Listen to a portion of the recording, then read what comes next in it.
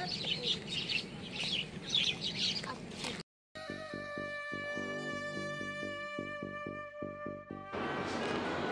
আলাইকুম বন্ধুরা, রনি ব্লগের পক্ষ থেকে আপনাদেরকে জানাই আন্তরিক শুভেচ্ছা ও মোবারকবাদ।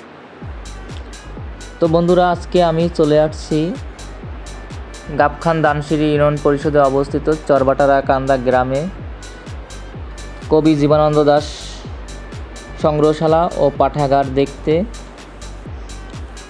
তো আমি এর আগে কখনো এখানে আসিনি, আজকে প্রথম আসলাম। তো পরিবেশ দেখে আমার কাছে অত্যন্ত ভালো লেগেছে, ভালো লাগারই কথা। আপনারা যারা আসবেন অবশ্যই তাদের পরিবার সাথে করে নিয়ে আসবেন, তাহলে আপনারা উপভোগ করতে পারবেন একটি গ্রামীণ পরিবেশ। শহরের যান্ত্রিক কোলাহল নেই, চারিদিকে শুধু পাখির কিচিরমিচির আওয়াজ, যা আপনার মনকে ভালো করে তুলবে। যেহেতু এটি কবি জীবনানন্দ দাশের স্মৃতি বিজড়িত একটি জায়গা, আর কবি জীবনানন্দ দাশ মানেই হচ্ছে বাঙালির আবেগ। আর আমরা যারা ঝালকাঠিবাসী আছি তারা ছোটকাল থেকেই একটি কবিতা শুনে বড় হয়েছি, সেটি হলো আবার আসিব ফিরে এই দানসিঁড়ি নদীটির তীরে। তো বন্ধুরা, এই প্রাকৃতিক পরিবেশে এসে দেখতে দেখতে কখন যে সময় শেষ হয়ে গিয়েছে তা বুঝতেই পারিনি। তাই এখন সময় হয়েছে এখান থেকে বেরিয়ে পড়ার, যেহেতু অনেকক্ষণ হয়ে গিয়েছে এখানে আসছি। তো আমরা এখন রওনা করব ঝালকাঠি গাবখান ব্রিজের উদ্দেশ্যে। তো আমরা রওনা করে দিয়েছি, দেখতে পারতেছেন মাটির কাঁচা রাস্তা ধরে আমরা এগিয়ে যাচ্ছি। পথিমধ্যে সাইডের একটি বাড়িতে গান চলতেছিল, তো আমরাও সবাই মিলে একটি বিনোদন করা শুরু করলাম।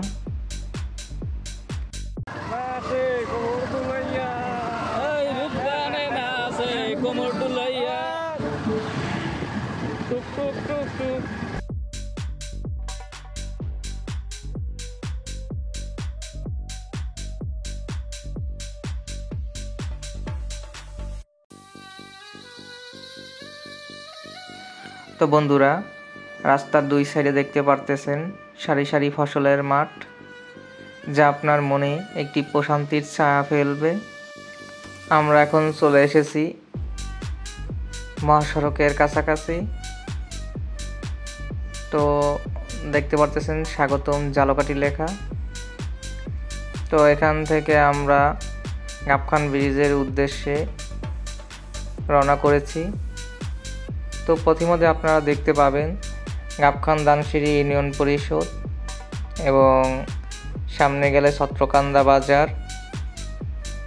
তো আপনারা দুই সাইডের দৃশ্য উপভোগ করতে থাকুন আমাদের সাথে।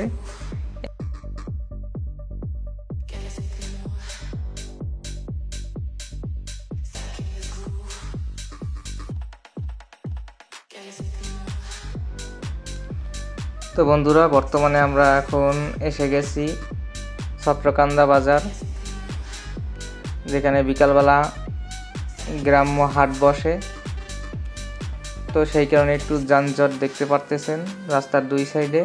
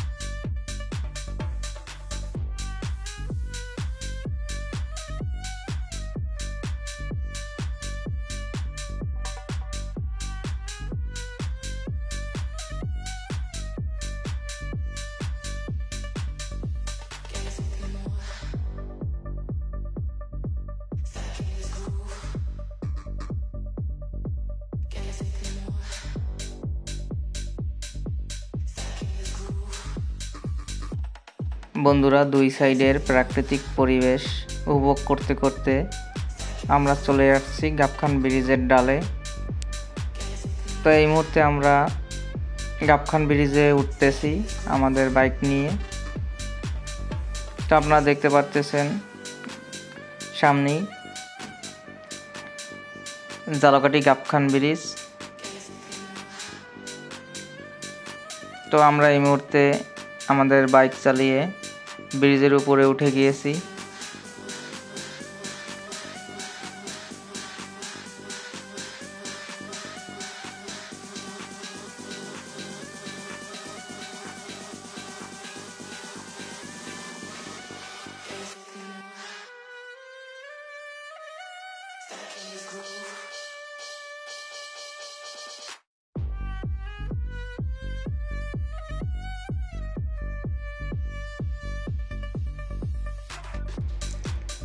তো বন্ধুরা, এই ছিল আমাদের আজকের যাত্রা।